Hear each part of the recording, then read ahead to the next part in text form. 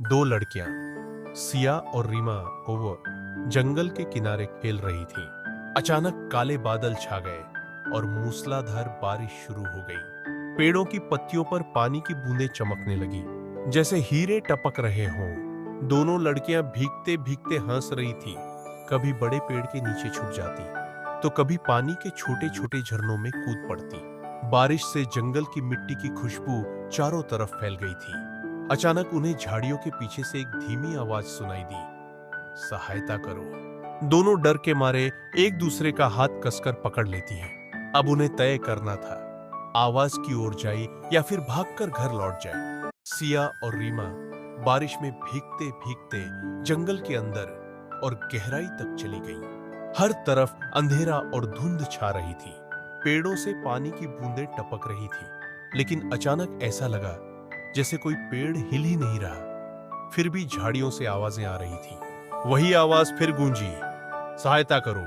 दोनों के कदम अपने आप उस तरफ बढ़ गए। झाड़ियों को हटाकर देखा तो वहां एक टूटी फूटी लकड़ी की झोपड़ी थी।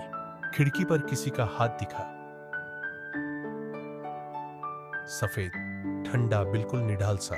सिया ने हिम्मत करके खिड़की खोली और तभी अंदर से एक साया बाहर निकल पड़ा। उसका चेहरा दिखाई नहीं दे रहा था, बस उसकी आंखें लाल लाल जल रही थीं।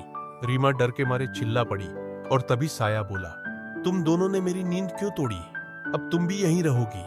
और झोपड़ी का दरवाजा अपने आप बंद हो गया।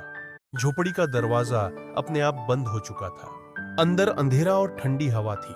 साया धीरे धीरे दोनों की ओर बढ़ रहा था। रीमा कांपते हुए बोली, सिया, अब हम क्या करेंगे? सिया ने हिम्मत जुटाई।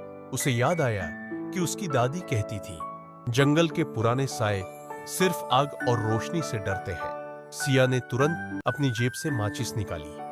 वो हमेशा बारिश में मजे के लिए रखती थी, ताकि आग जलाकर आलू सेंक सके।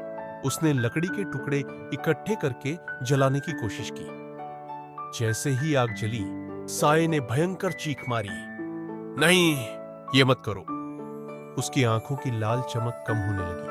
रीमा ने हिम्मत करके पास पड़ा तेल का पुराना दिया उठा लिया और आग में डाल दिया।